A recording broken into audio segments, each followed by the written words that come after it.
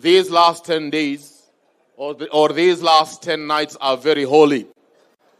And Muslims usually retreat to commit themselves to acts of worship so that they are closer to Allah subhanahu wa ta'ala.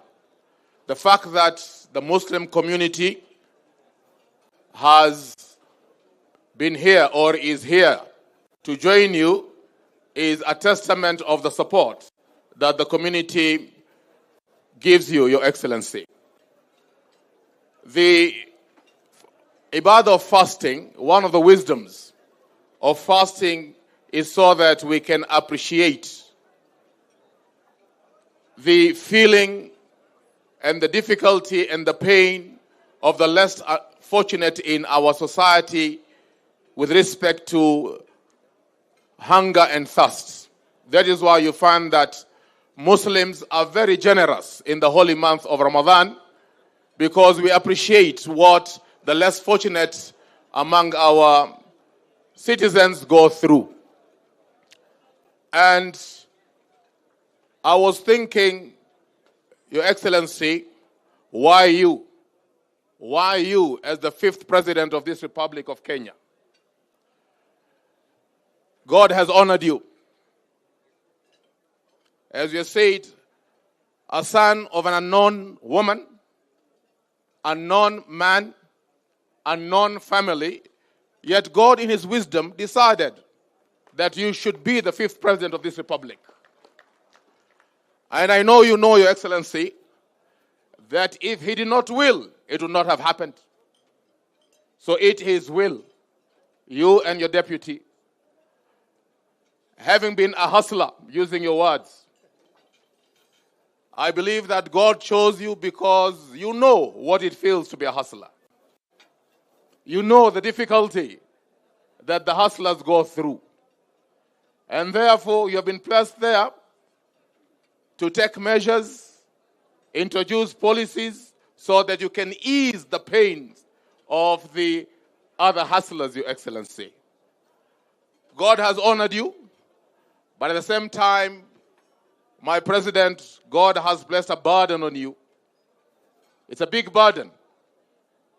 And I want to echo what I said once to the former president of this republic. Let your goal be to please your Lord.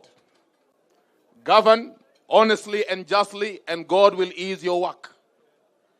Govern fairly, and you will see that things will work. Because on the day of judgment, nobody else will carry that burden except you, my Excellency. And I want to share with you history of one of our rulers in the Muslim empire. He was known as Umar bin al-Khattab, the second ruler after the departure of Prophet Muhammad, may peace be upon him. This is a ruler who once made a statement that if a donkey was to break its leg, because the roads of Medina, which was the capital of the Islamic Empire then, were not roadworthy, what will he answer to Allah? That is a donkey. This is a ruler who used to carry sacks of food at night incognito to send to the poor.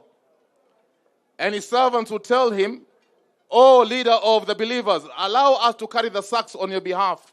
And he will tell them, "Will you carry my burden on the day of judgment?"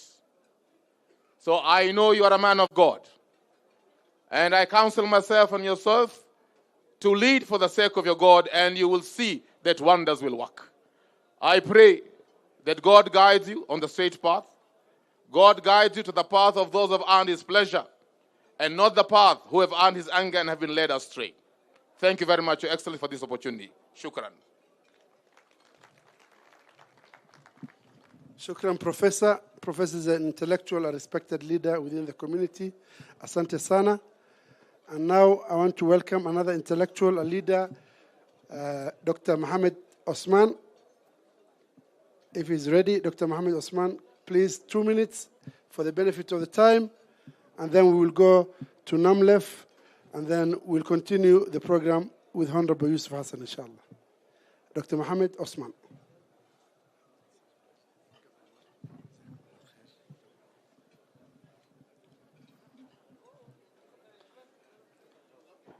الحمد لله رب العالمين والصلاة والسلام على أشرف الأنبياء والمرسلين نبينا محمد وعلى آله وصحبه أجمعين. Assalamu alaikum wa rahmatullahi wa barakatuh. So Mubarak to all faithful fasting Muslims. Your Excellency President William Ruto, His Excellency Vice President, and all dignitaries who are here. I am elevated and very happy and thankful as a Muslim to Your Excellency for joining us this evening and gracing us with your presence at this special iftar. We really feel deeply honored to have you here. Thank you very much, Mr. President. Ramadan is a blessed month that provides us with an opportunity to reflect on our spirituality and faith, observe fasting during daytime, perform acts of worship and charity, and seek forgiveness of Allah subhanahu wa ta'ala. We hope that this gathering will foster understanding and strengthen our bonds as fellow human beings. Your Excellency, please know that you are warmly welcomed here as Islam is a religion of peace. We Muslims want to assure you, Your Excellency, that we want to live in peace. Kenya, a model of stability and peaceful country in Black Africa. We love this country, and as Muslims, we want to be part and parcel of this country. As Muslims, who are key stakeholders in our great country, we as citizens, business people, and professionals pray for and want your government to succeed. We also pray for a united, peaceful, stable, and prosperous Kenya. As you embark on your presidency, we offer you our full support and wish you the very best. Thank you, Mr. President. Thank you very much, Dr.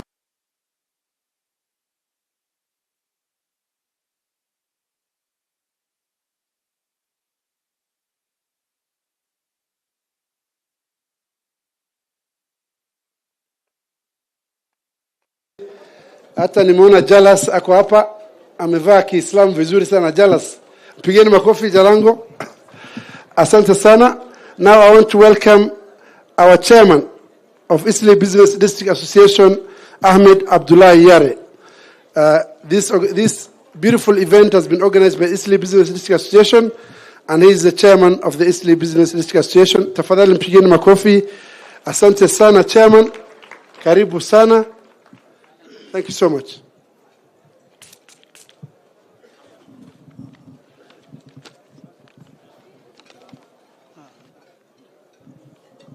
Bismillah. Your Excellency, the President of the Republic of Kenya, Commander-in-Chief of Defense Forces, Honorable Dr. William Samoei Ruto, Your Excellency, the First Lady, Mama Rachel Ruto, Your Excellency, the Deputy President, Honorable Rigathi Gachagua, the Speaker of the National Assembly, Honorable Moses Wetangula, the Leader of Majority, Honorable Kimani Ichung'wah, and Leader of the Senate Majority, Honorable Cheriot, Your Excellency, the Governor, City County of Nairobi, Honorable Sakaja, Cabinet Secretary of Defense, Honorable Adan Barrego Duale, Members of Parliament, Member of Kamkunji, and the other MPs present, Honorable Senators, Your Excellencies, the Governors present, Cabinet Secretaries and other dignitaries, religious leaders, fellow businessmen and women, Assalamu alaikum wa rahmatullahi wa barakatuh. Your Excellency, Isli Business District Association and the Greater Muslim Fraternity of Kenya are honored and grateful for your presence on this auspicious occasion to celebrate the holy month of Ramadan. May I take this opportunity to welcome Your Excellency and all the guests. Your Excellency, Isli Business District Association was formed in 1998 by the late Honorable Senator Yusuf Mohammed Haji and a few community leaders. The purpose of the association was to advance the interests of the business community and give the community a voice in building working relationships with the government agencies and other stakeholders. Further, the association was to make Isli a safe and clean environment for business.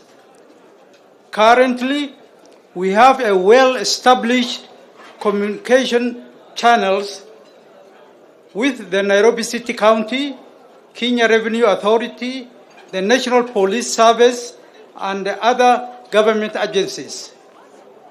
Your Excellency, our membership is close to 23,000 members, of which 22,000 are retail shop owners.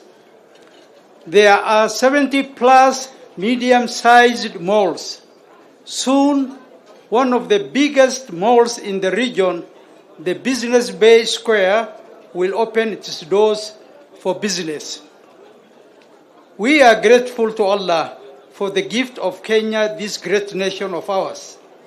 The peace that we wake up to every morning and go to bed to every night is among the favors Allah has bestowed upon us, which should not be taken for granted. Leadership is gifted by Allah. Allah gifted Kenya your leadership through a free and fair election. We, as a Muslim Ummah, and specifically the Isli Business District Association, shall support you and your government to deliver on your promises and move the country forward. Your Excellency, Isli Business District Association contributes significantly to the economy of our country. We provide employment in various sectors as construction, hospitality, banking, logistics and transport, aviation, energy, money transfer, hawala, and many others. Thousands of families from the low-income areas such as Madari, Kibera, Kayole, Huruma, and so on, depend on Isli for their daily bread. Closure of business, even for one day, impacts negatively on the lives of these poor Kenyans. And we therefore hope and pray that the so-called maandamanos shall be called off for good for the sake of these poor families. Your Excellency, Isli is a very important business hub in the East African region. Traders come from all over East African region as far as DRC Congo for bulk goods.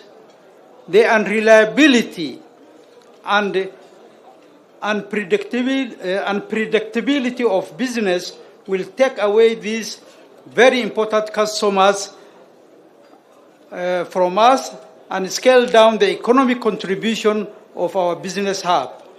All the reasons why these demonstrations should be called off. Your Excellency, we are spreading our wings out of Isli into other counties. We are upgrading into manufacturing. We are already in the business of manufacturing mattresses, furniture, motor vehicle lubricants, and many other things. It is worth noting that major banks in Kenya have got branches in Isli, the likes of KCB, ABSA, Cooperative Bank, Equity, DTB, Gulf Africa, First Community Bank, Family Bank, Dubai Islamic Bank, and so on. This shows how the economy of Isli is vibrant. The size of the honeypot in Isli is beyond our thoughts. Your Excellency, we intend to build a world-class teaching and referral hospital which will attract foreign patients and students. Needless to say, this project shall be a major foreign exchange earner as well as other economic activities that will come with it. In conclusion, our business is Sharia compliant. On this, the Sharia of Islam and that of your government are similar. A breach of the government laws and regulations on business automatically translates to a breach of Islamic Sharia on business. Your Excellency, it is not all rosy the way I'm saying in Isli Business District. We are faced with a number of challenges, but this is not the right forum to present those challenges to you. We know your doors are open and we shall come knocking soon. Thank you very much.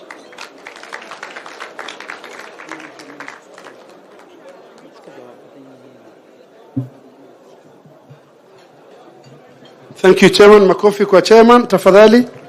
And now, from now here, my work is finished. I want to welcome my Kamukunji Member of Parliament, Honorable Yusuf Hassan Abdi, to take over from you. Makofi, tafadhali. Mheshimiwa, karibu.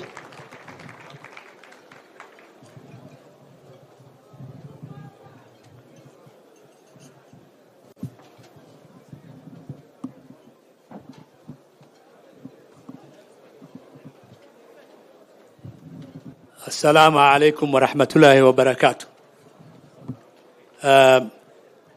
Mheshimiwa Rais, Mheshimiwa Makamu wa Rais, Mheshimiwa Waziri Prime Cabinet Secretary, mawaziri wa ndugu zangu Murkaman pamoja na Mvuria, magavana wakiongozwa na gavana wangu Sakaja Johnson pamoja na gavana Najib Jama pamoja na gavana MAK wa Mandera, wabunge na maseneta wengi ambao wamefika. Leo ni furaha kubwa sana sisi kama Waislamu wa Nairobi kwamba leo viongozi hao wote wako katikati yetu, wamekuja kututembelea na kushiriki katika iftar hii. Pia nataka kumshukuru mwenyekiti wa Isli Business Association pamoja na viongozi wa kundi hilo wakiongozwa na Haji Ahmed Abdullahi Yare, akiwemo na viongozi wengine ambao wako hapa leo. Mheshimiwa Rais, ni furaha kubwa sana kwamba jioni hii umechukua wakati wako kuchukua wakati huu kuzungumza na kukaa katikati ya wananchi wako wa Kiislamu. Ni fahari kubwa sisi kwetu, na ninafikiri ni mara ya kwanza kwamba rais wa nchi amekuja kwa mwaliko wa Waislamu kufungua iftar pamoja nao. Hii hakuna rais mwingine ambaye amekuja katikati yetu. Tumekwenda State House, lakini wewe ndio mtu wa kwanza kuja huku. Na sio tu hukuja, hata ulishiriki katika sala ambalo ni jambo la kutuheshimu sisi kama Waislamu wa Kenya. Mimi rais sitaki kusema mengi kwa sababu watu wamekuwa wamefunga siku nzima na wamechoka, na wewe pia una shughuli nyinginezo, lakini nilikuwa nataka kuwatambua na kuwaomba wasimame wabunge wenzangu ambao wamekuja pamoja nami leo katika sherehe hii. Yupo Mheshimiwa Kainan wa Eldas, yuko Mheshimiwa Farah Maalim wa Dadaab, yuko Mheshimiwa Shabir Shakir wa Kisumu, nina ndugu yangu Dido Raso kutoka Saku, Badi Twalib kutoka Mombasa, Abdul Haji Yusuf kutoka Garissa, Abdi Shurie wa Garissa, Senator Fatuma Dulo wa Isiolo, Mheshimiwa Ruwaida Mohamed wa Lamu, Mohamed Abdikadir wa huko Mandera East, Mandera Lafe, Mheshimiwa Ali Chome, Mheshimiwa Hussein Waiten wa Mandera, Mheshimiwa Adan Daud wa Wajia, Mheshimiwa Abdi Shurie wa Balambala, Mheshimiwa Sulekha kutoka Mandera, Mheshimiwa Fatuma Jeho wa Wajia, Mheshimiwa Sheikh Abdi Shekho wa Ijara, Mheshimiwa Hussein Abdi Barre wa Wajia, Mheshimiwa Jalango MP wa mwenzangu wa Nairobi, Mheshimiwa Mohamed Ado, Mheshimiwa Ibrahim Sane, Senator Marian, na mwisho sijamsahau Mheshimiwa Abdi Sheikh Mheshimiwa Abdurrahman Daud, ulikuwa number 1 katika list yangu wa Meru Imenti. Karibu sana. Kama kuna mheshimiwa mwingine ambaye nimemsahau, tafadhali simama ili nikuone, kwa sababu mzee wangu mzee Mohamed Abdelkadir wa Lagdera, karibu sana. Alafu kuna waheshimiwa wengi wa zamani ambao ningeomba, nimemsahau Mheshimiwa Hassan Omar, the latest boy on the block wa Yala, karibu sana. Meja Deko, kumradhi, simama tukuone tafadhali. Adan Haji, uko wapi? Assalamu alaikum. Muliro Yusuf, my namesake. Wote nawakaribisha na nawashukuru kwamba mmetuheshimu kujiunga nasi jioni hii. Next time nitajaribu zaidi kwa majina. Kwa haya mheshimiwa, jioni hii ni yako, na sasa hivi nataka kuambia kwamba Isli imeinuka kimaendeleo, na hata ukitembelea unajua umepita mara kadhaa wakati wa uchaguzi, lakini ni mji, it's a city within a city. Na hata jana nilitembelea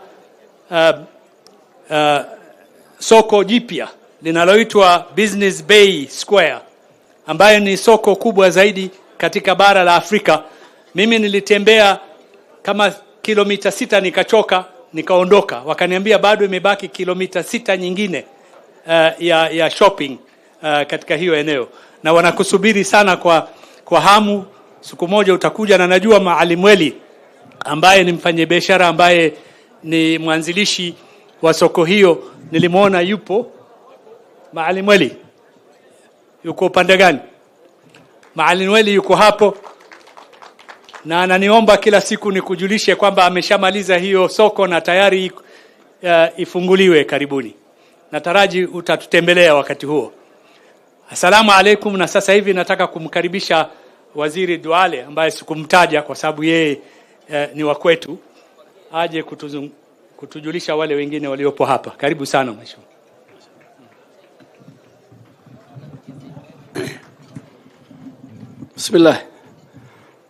Bismillahirrahmanirrahim. Alhamdulillahi rabbil alamin. Wassalatu wassalamu ala ashrafil anbiya'i wal mursalin sayyidina Muhammadan wa ala alihi wa ashabihi ajma'in. Your Excellency, the President of the Republic of Kenya, Dr. William Ruto, Your Excellency, the Deputy President, our brother Rigathi Gachagua, His Excellency, the Prime Cabinet Secretary, His Excellency, the Speaker of the National Assembly, the Governor of Nairobi, the Governor of Garissa, the Governor of Mandera, the Chairman of Isli Business Community, the Vice Chair of our biggest mosque, the mother of all mosques in Kenya, Professor Esaji, the leader of majority in the Senate, Brother Cheriot, the leader of majority in the National Assembly, Honorable Kimani Ichung'wah, government officials, business leaders, members of parliament, both in the Senate and National Assembly, our First Lady, Mama Rachel Ruto, our great women leaders sitting there with her, all protocol observed. Your Excellency, it's good to have you here. And I think it was right for the community first to invite you, which we have done today. And inshallah, next week, before the 10 days, you will invite us to State House. And I am sure, as a religious man, a man who believes in God, because one of the things that why I am being your friend, your leadership and your family, ni kwa sababu wewe na familia yako ni mnaamini Mungu na mnaheshimu dini zote hapa nchi yetu. So Your Excellency, before the 10th day, mama yuko hapa mwenye nyumba, Mama Rachel, atatualika. Na tutaenda kula huko, State House. Your Excellency, before I call a few leaders, we have one request, which all successive governments we have put to them, but I think the time was now for our community and for the Muslim community. And it is something very simple. Your Excellency, every year, close to 10 million Muslims, Kenyan Muslims, go to Mecca. They go to the pilgrimage. They go for Hajj and they go for Umrah. And they go from January to December. Our embassy is in Riyadh, about 400 to 500 kilometers away, western part of Saudi Arabia. Jeddah is on the western part. Your Excellency, we are not asking for an embassy to be built there or to be opened. But we want a consular general office to be opened in Jeddah. Your Excellency, all our neighbors, Uganda, Tanzania, Ethiopia, name it, Sudan, Eritrea, Rwanda, Burundi, they have consular in Jeddah. That most of the elderly people who go to Hajj, some die, some become sick, some lose their travel documents, they have nobody to help. Your Excellency, you have done a lot. You are the single leader who is not a Muslim who has contributed the highest amount of resources in Kenya in fundraising to build masjid and madrasas.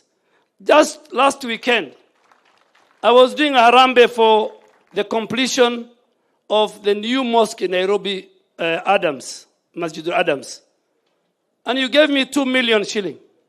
I want to thank you for that. Honorable Rigathi Gachagua gave me 1 million, his donation.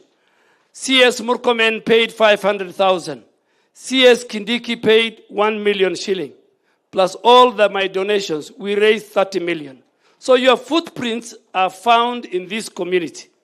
All we are asking, Your Excellency, with a lot of humility,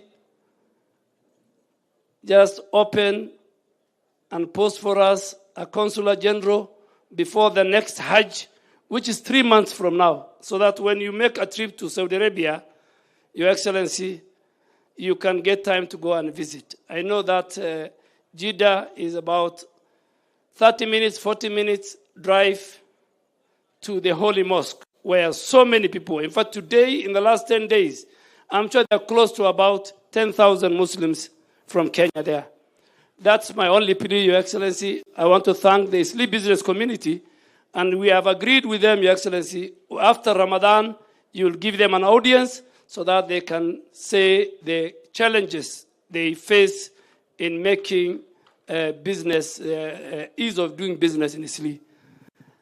Now I want to call, Your Excellency, the governor of Mandera, because I have spoken. I don't want and then Governor Sakaja, and then I will call my speaker, and then our prime cabinet. Karibu Governor Mohammed.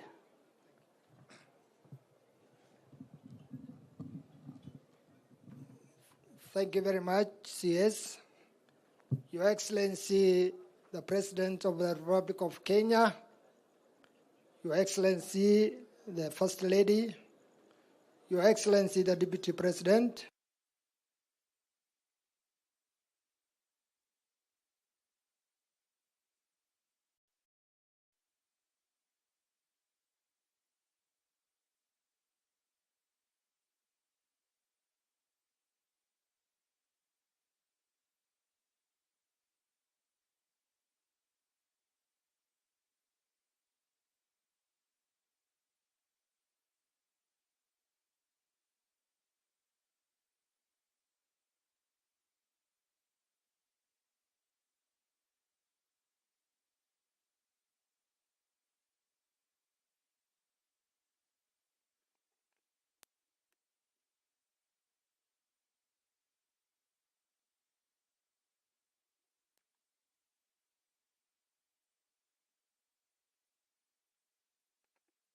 who attended the Iftar program outside State House.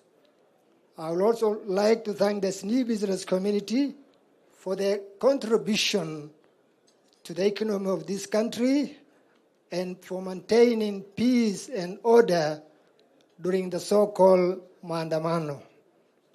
Mine is to also send the greetings of Mandera people. As people from Northern Kenya, Your Excellency, we are not aware of the mandamandos. We have never demonstrated. We have been going about business peacefully. In any reason why we are on the streets. We have confidence in your leadership, Your Excellency. I have seen your programs for this country, and I have a lot of confidence that you are the right leader to take this country to the next level. The challenges we have as a country is, I think, is our own making.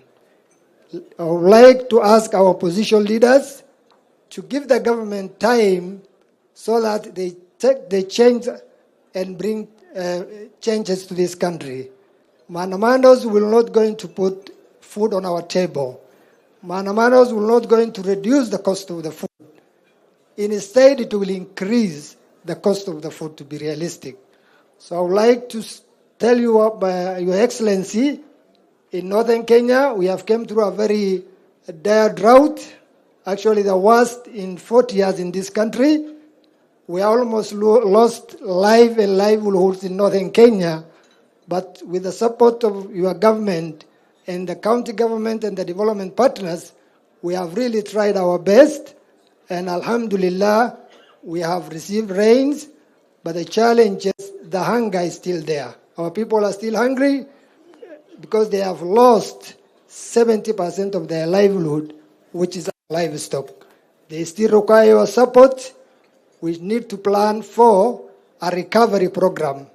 And the challenges in our northern Kenya can only be addressed if we look at a long-term solution. We have land which is fertile. We have human resource. All we need is to focus on developing water sector, and so that we developed a modern way of keeping livestock. The traditional way of keeping livestock is no longer tenable. Your Excellency, I would like to confirm to you that we are behind you, we have confidence in your government, and I thank CS Defense for organizing this program. And if you have CS Defense with you, then you have the people of Northeastern with you, and we have a lot of confidence in him. We are fully behind you. Thank you very much. Your Excellency, the distance from Jeddah to our embassy in Riyadh have been corrected is 952 kilometers. So it's a very far place.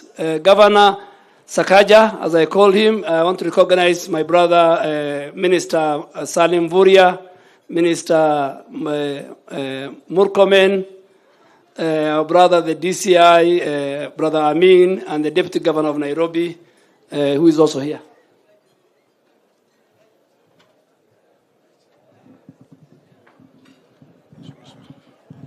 Asante sana. Assalamu alaikum wa rahmatullahi wa barakatuh.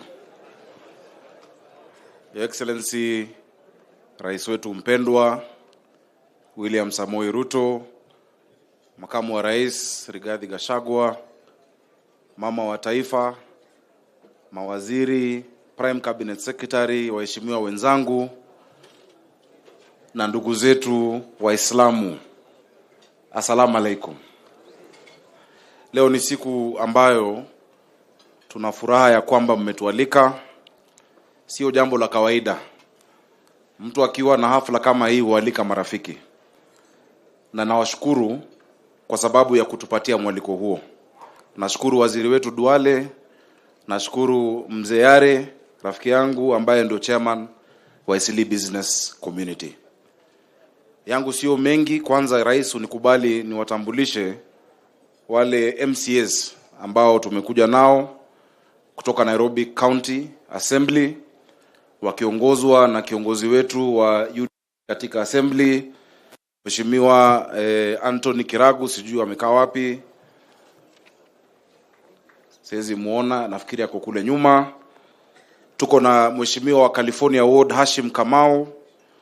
Hashim ni wa California ambayo yuko area ya Kamkunji. Tuko na Mheshimiwa Eutychus Mukiri kutoka Kahawa Ward. Tuko na Mheshimiwa Faria ambaye ni nominated, na tuko na Kame Adano ambao wamekuja hapa. Tafadhali tuwapigie makofi kwa kuwa na sisi. Your Excellency, Eastleigh Business Community ni watu wa maana sana.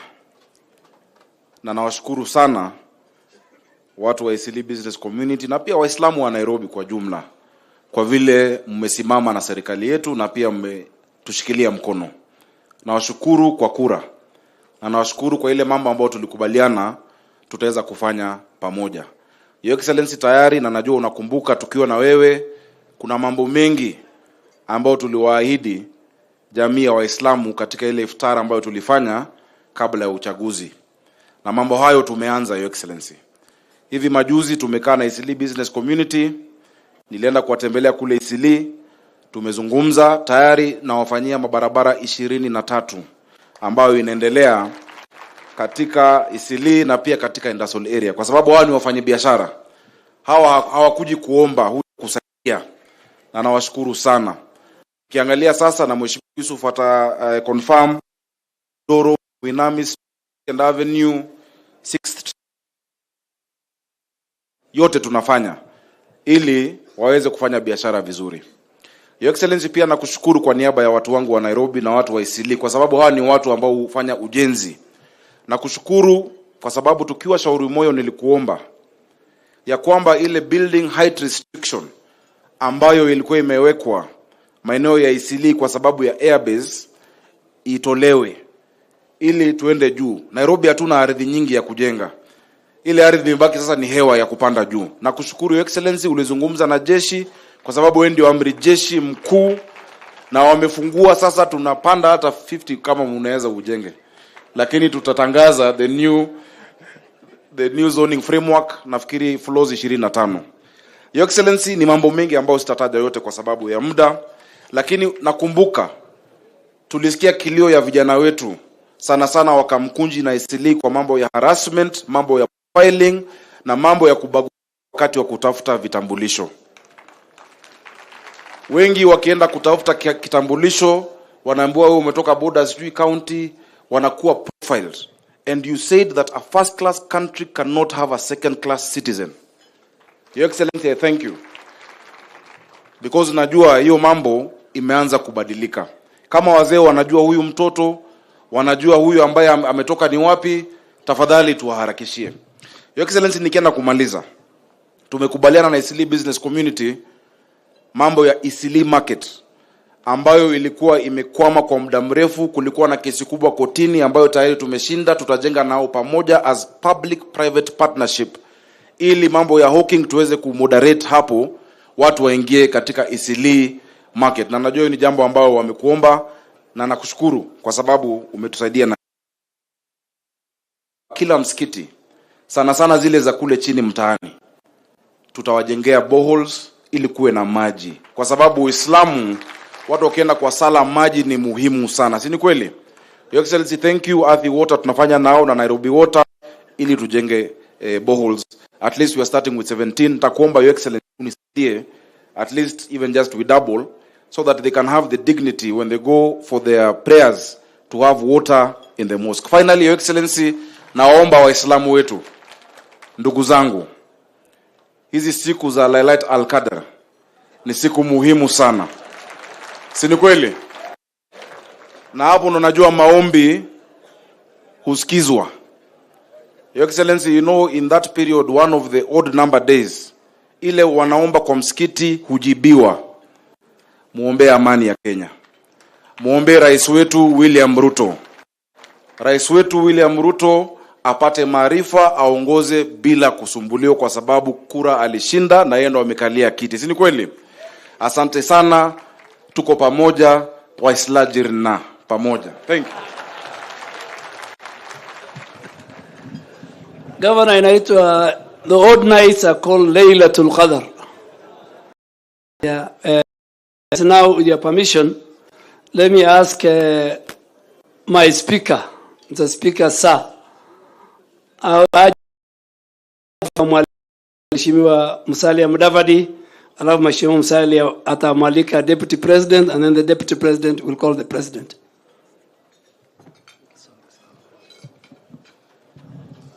Asante sana. Ndugu zetu Waislamu, assalamu alaikum.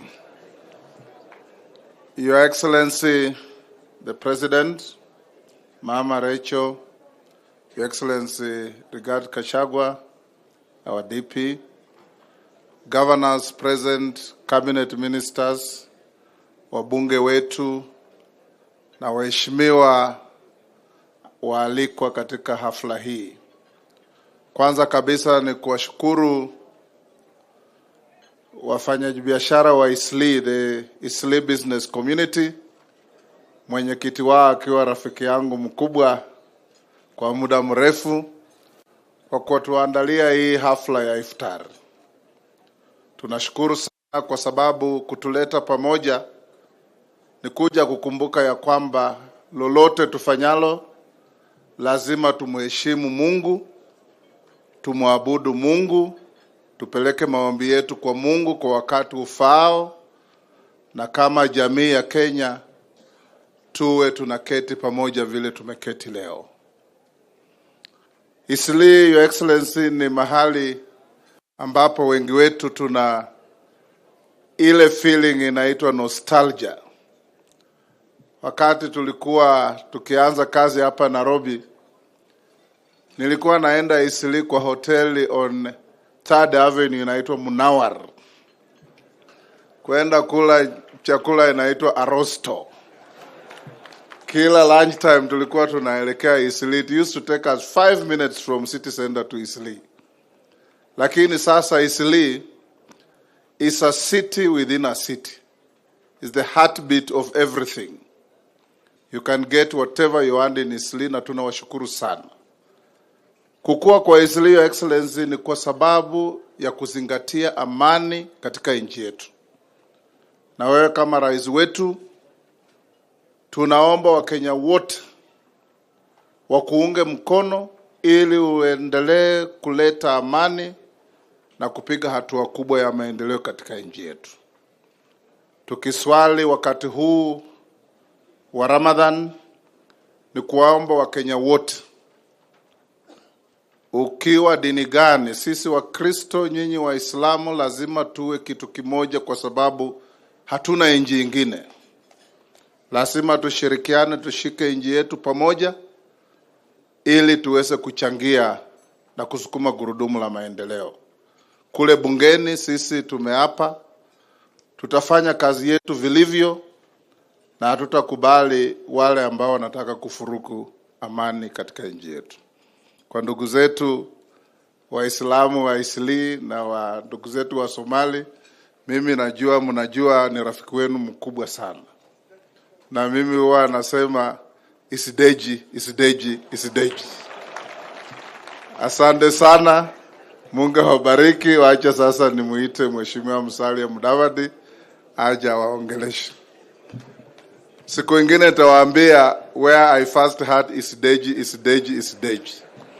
Asante sana.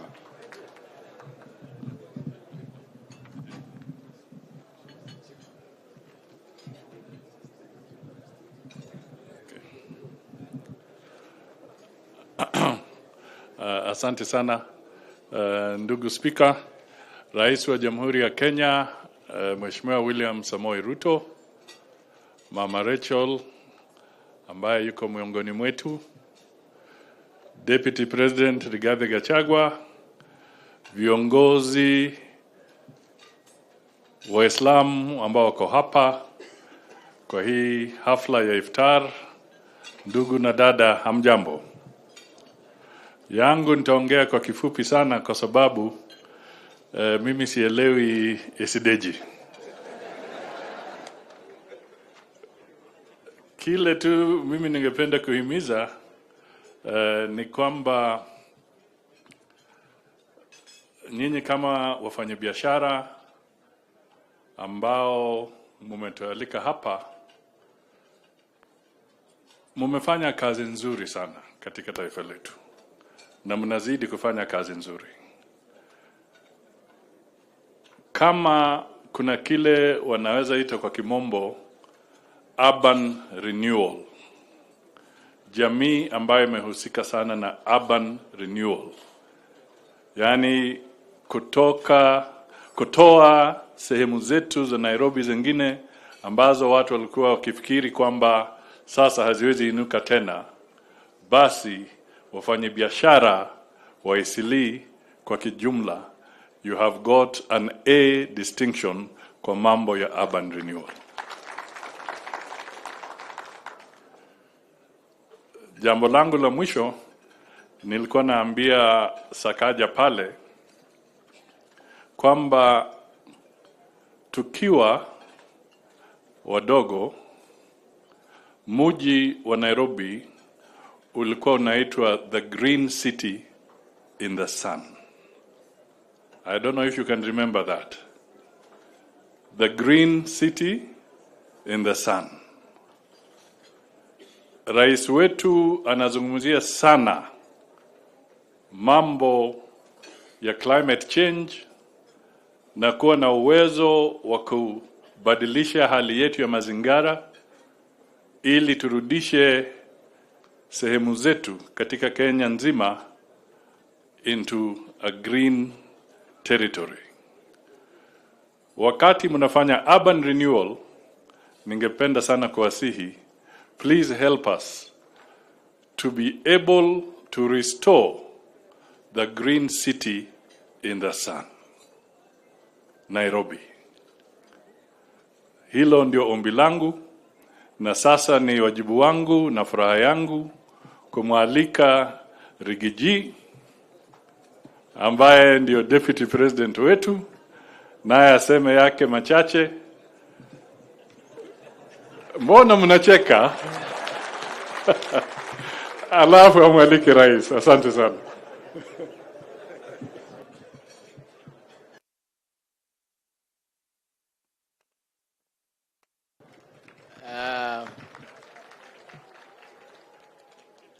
Your Excellency, the President of the Republic of Kenya and Commander-in-Chief of the Defense Forces, Dr. William Ruto, Your Excellency, the First Lady, Mama Rachel Ruto, the Prime Cabinet Secretary, the Honorable Musalia Mudavadi, the Speaker of the National Assembly, leaders of the majority in both houses, Waziri wetu Aden Bare Duale, and other Cabinet Secretaries, ndugu zetu Waislamu, salamu alaikum.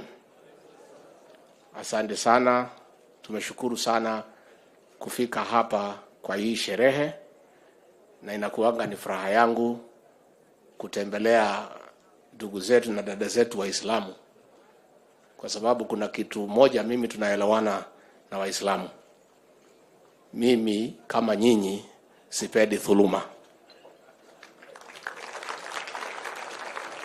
Na ndio miaka 4 iliyopita siku walijaribu kumdhulumu huyu rais wetu, mimi na huyu ndugu yangu mdogo Kimani Ichung'wa na viongozi wengine kutoka pale kwa mlima tulisema hatutaki dhuluma, na Mwenyezi Mungu akatusaidia na dhuluma ikakwamishwa. Kwa hivyo tukifika hapa tunashukuru sana. Ya pili, napongeza sana huyu mheshimiwa Aden Duale. Katika wale Waislamu mimi najua huyu Duale hako na damu yetu pale kwa mlima kuwa na msimamo thabiti. Waislamu wengine walipotishwa, wakaambiwa watafungwa, biashara zao zitahangaishwa. Mheshimiwa Duale alisimama imara.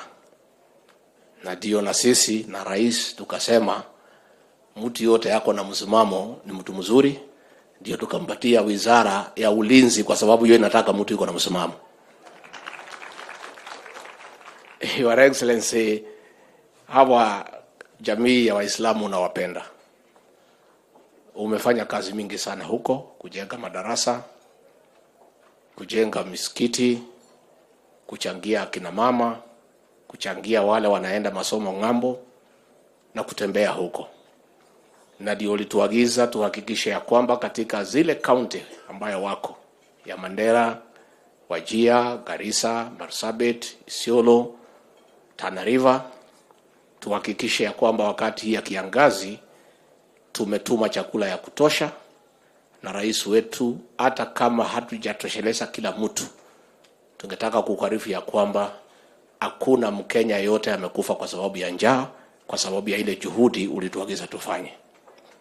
Sasa nikimalizia tu, najua mimi ni mtu ya kusema ukweli. Na wakati hii ya mwezi mtukufu ya Ramadhani ndio wakati ya ukweli. Niulize tu swali moja kwa sababu labda sielewi.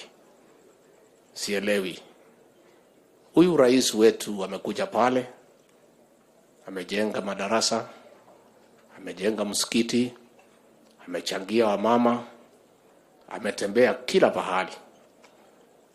Amekuwa rafiki yenu wa dhati. Amekuwa karibu na nyinyi.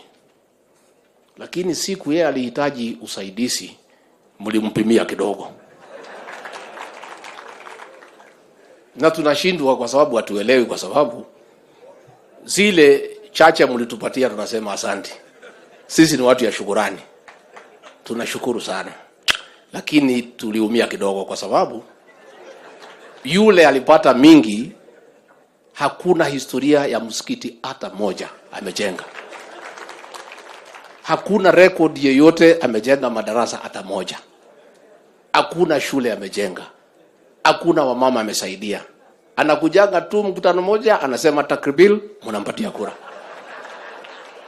Sasa mimi naomba tu nikiwa hapa, tafadhali, vile nyinyi hampendi dhuluma, huyu rais wetu pia, wakati ukifika, mkumbuke yeye kwa yale mazuri amemfanyia. Sababu ni mzuri kutenda haki.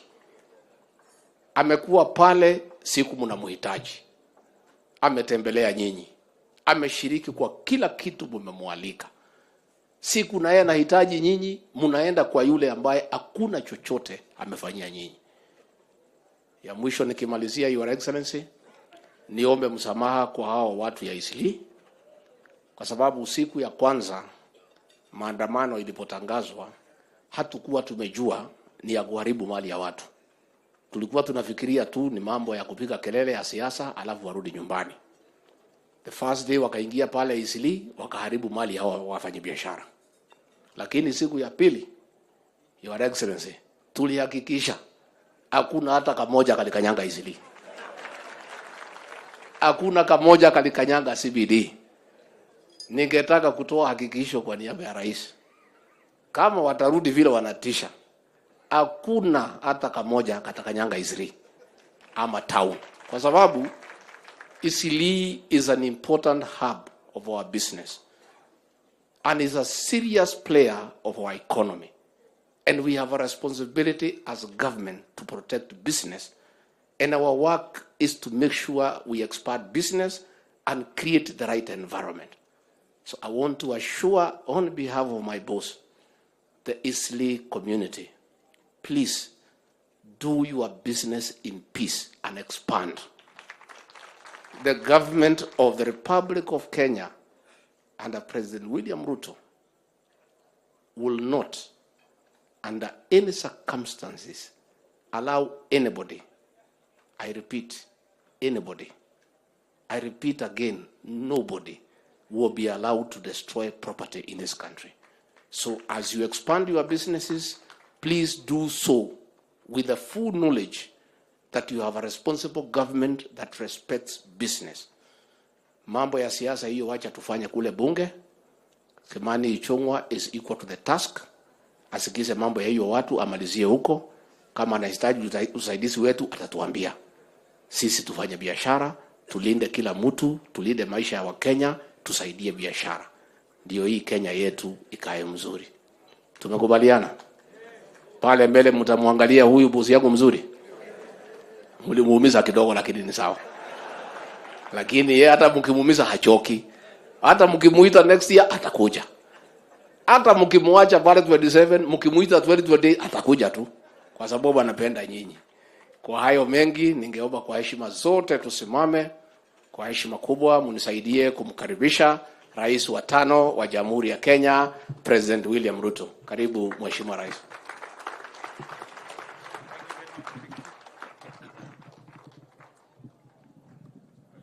Asanteni sana. Tafadhali tunaweza keti chini.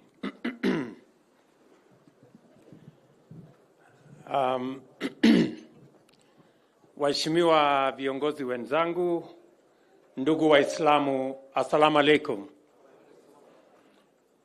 Kwanza jioni ya leo nataka nimshukuru Mungu kwa kutupatia hii nafasi ya kuungana pamoja na nyinyi katika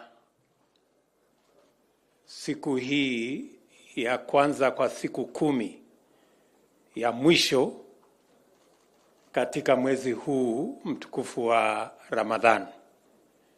Asanteni sana kwa Mzee Ahmed na Eastleigh District Business Community. Asanteni sana kwa kutukaribisha, asante sana kwa kupanga ili tuweze kupata nafasi hii, tuungane pamoja na nyinyi, hasa katika nafasi ya maombi. Wengine wetu tumefika mahali tumefika kwa sababu ya maombi, na tunajua umuhimu na maana ya maombi. So kila tukipata nafasi ya maombi, hiyo ni nafasi ya muhimu sana.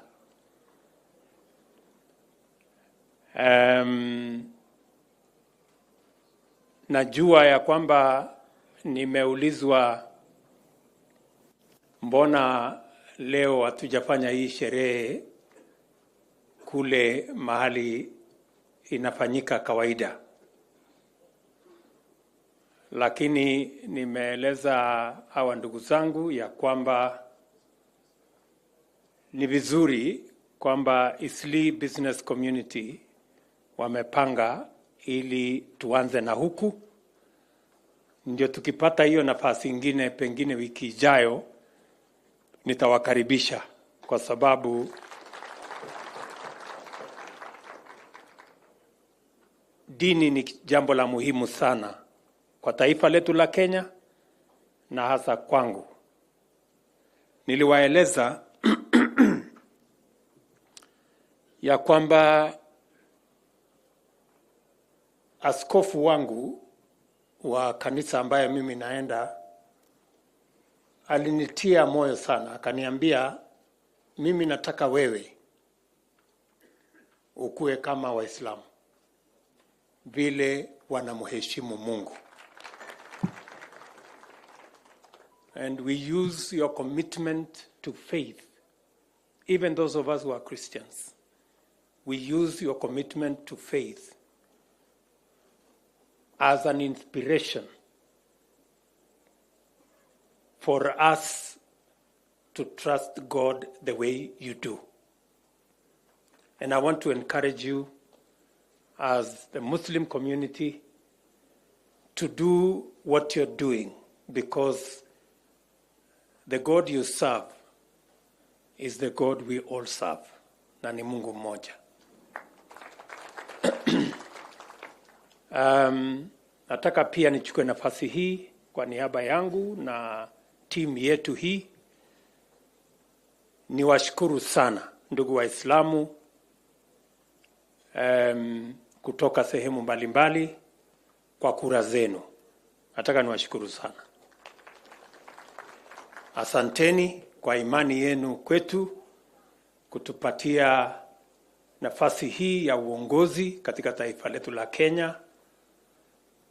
Tunawashukuru sana, tunawaenzi kwa kura zenu, na mimi nataka niwahakikishie ya kwamba serikali ya Kenya ni serikali yenu, na tutaungana pamoja na nyinyi katika kuendesha hii serikali na kufanya kazi pamoja kwa manufaa ya Wakenya wote wa kutoka dini zote. We are going to work together.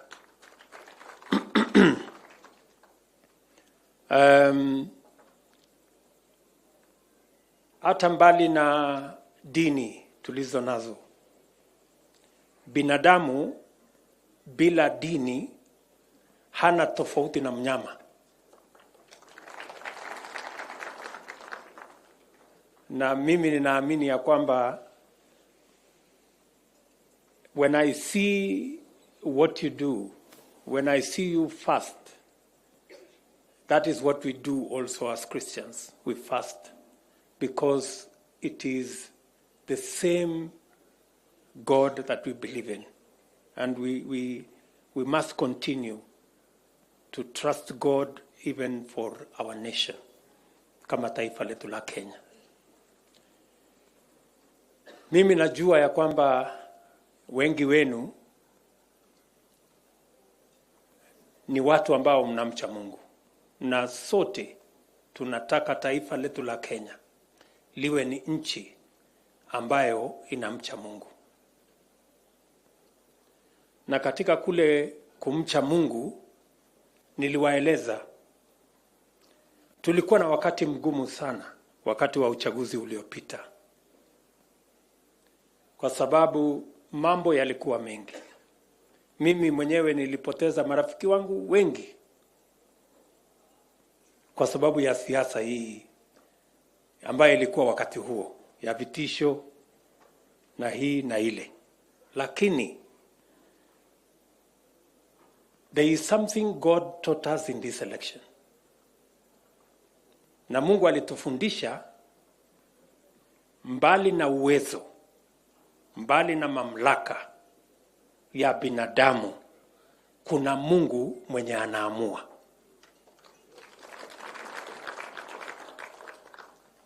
Na niliwaeleza wakati mmoja ya kwamba binadamu anatoshana na heshima. Ikizidi hapo, kuabudu ni Mungu peke yake. Nyinyi mnanielewa?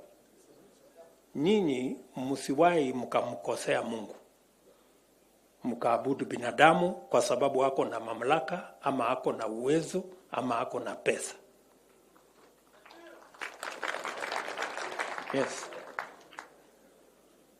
We can, kama binadamu hawezi kutosheka na heshima, anaanza kutuuliza tumuabudu, hiyo tukatai.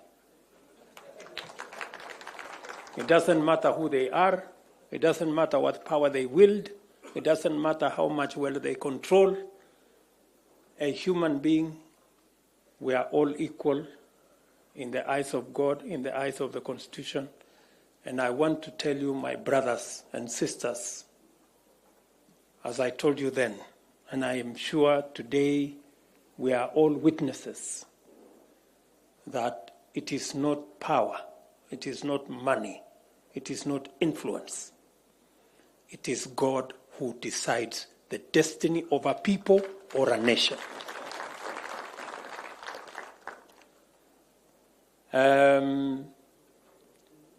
Na mimi nataka niwashukuru sana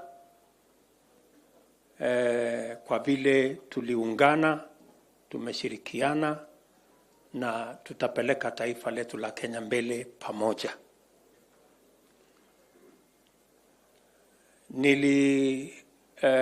Ngojea, nasikia nimeambiwa na marafiki zangu Waislamu kuna Lailatul Qadr. Hiyo ndio mimi nangojea tarehe 20 na kitu hapo. Ndio nitawaalika kwa sababu ile changamoto tuko nayo Kenya inahitaji maombi ya hiyo ya karibu ndio ifike. Ndio. So tunapangana pole. Na mimi ninaamini ya kwamba tutafika hapo. Nataka pia niwahakikishie ya kwamba I know the Eastleigh District Business Community are very committed business people. They are the engine of the economy of our city. And you pay your taxes, and you pay your service charge, and you pay whatever it is, and you support millions, you support jobs, you support our economy. I want to thank you in a very special way and to assure you of our support in making sure that you continue to play the role that you are playing in driving the wheels of our economy in this city. The two things that I have agreed with Governor Sakaja for the city of Nairobi is that we are going to sort out the garbage. Takataka katika hii mji wa Nairobi tutaipiga marufuku, na I am confident there is enough progress that is being made so that we can have a waste to energy program that will clean the city of Nairobi, and Eastleigh is one of our target areas.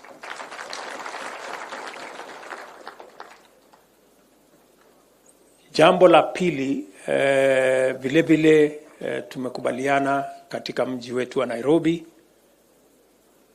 ndani ya hiyo maneno ni mambo ya Nairobi Rivers Commission. We cannot continue to live in a city where the rivers are full of sewage and shit. We have to remove it. And again, under the office of the Deputy President, that program is on course so that we can live in a decent, dignified, healthy city. Na tutashirikiana pamoja na nyinyi. I hope the Eastleigh business community will play a role in the programs we have for this city and ensure that we take the city and make it a habitable capital city of Kenya and a place where we all live.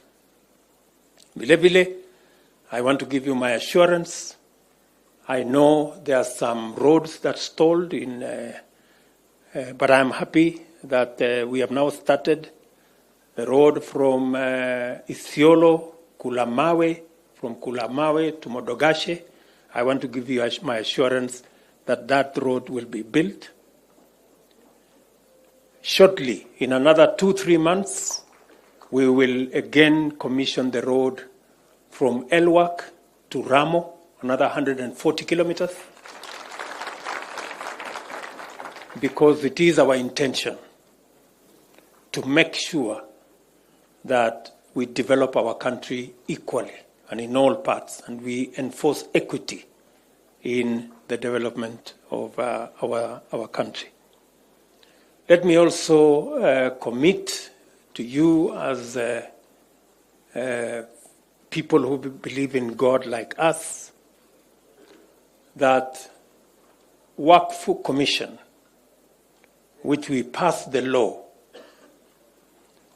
I have instructed the Attorney General to make sure that the commissioners are elected so that I can appoint the chairman, and then we give every Muslim and every person of goodwill the opportunity to make their contribution so that we can continue to build facilities that support the less fortunate in our society. Na nitauliza viongozi wa Kiislamu, na ni wengi, watusaidie kuharakisha hiyo jambo, kwa sababu hiyo Waqf Commission tulipitisha sheria awali, lakini hatujakamilisha, so that we can have a place where faithfuls and friends and men and women of goodwill can support activities that target the less fortunate in our society. Kuna watu wengi bado wanatumia excuses kwamba, oh, you know, we can't contribute because there is hatuna mahali ya contribute. So I think we will close that gap when we have the commission in place. Nataka vile vile niwaeleze ya kwamba vile Mheshimiwa Duale amesema, tuko na embassy kule Saudia ambayo iko Riyadh. Mumesema ya kwamba mungependa tuwe na consulate pale Jeddah.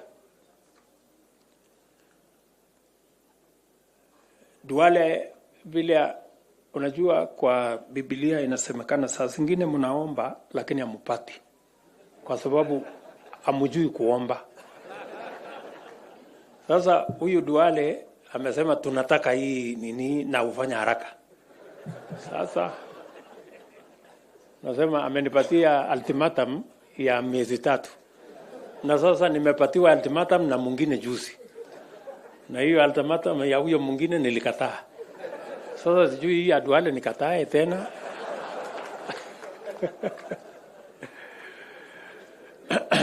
Lakini kwa sababu ni mambo ya dini.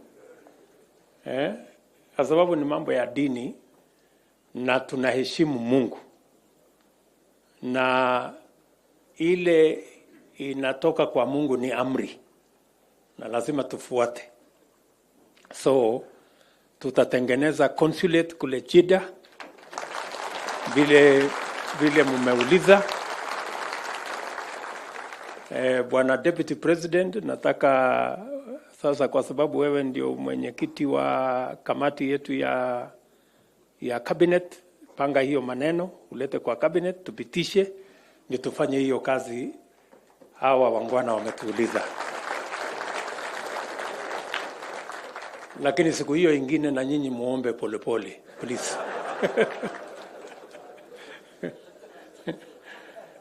Sindio? So, mimi sitaki kusema kuzidi hapo. Mimi nimefurahi sana kuwa kati yenu. Nataka tu niwahakikishie ya kwamba tutafanya kazi pamoja na nyinyi. Msikuwe na wasiwasi, yale yaliyopita, Waswahili wanasema yaliyopita si ndwele. Tugange yaliyomo na yale yanayokuja kule mbele. Tutashirikiana pamoja.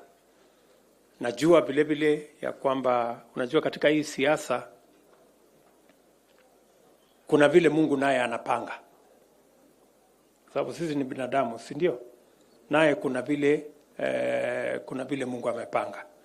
Na mimi nataka niwahakikishie ya kwamba tutafanya kazi pamoja, tutaunganisha taifa letu la Kenya, tutapanga mambo ya uchumi vizuri na tutahakikisha kwamba Kenya inasonga mbele. That one is my commitment to you. Poleni mzee chairman wa Isli Business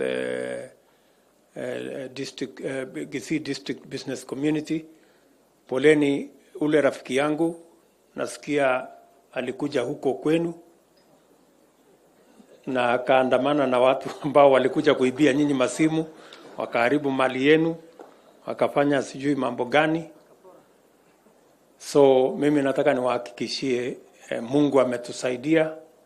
Hiyo maneno sasa tumekomesha. Tumesema mambo yote tupeleke wapi? Kule bunge, watu waende wazungumze huko na tukubaliane tuweze kupeleka mambo yetu mbele, tuache fujo, tuache vita, tuendelee kama watu wa Kenya. Na mimi nakubaliana na nyinyi, in an environment of violence and chaos, business gets affected, development gets undermined, and progress is put in jeopardy.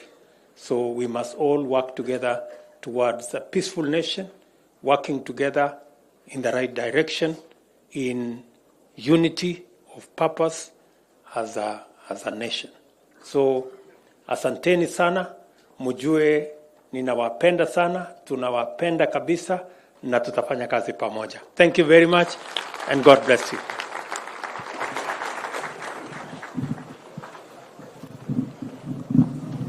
Thank you, Excellency. Let me call first Professor Saji to do for us a prayer, and inshallah we go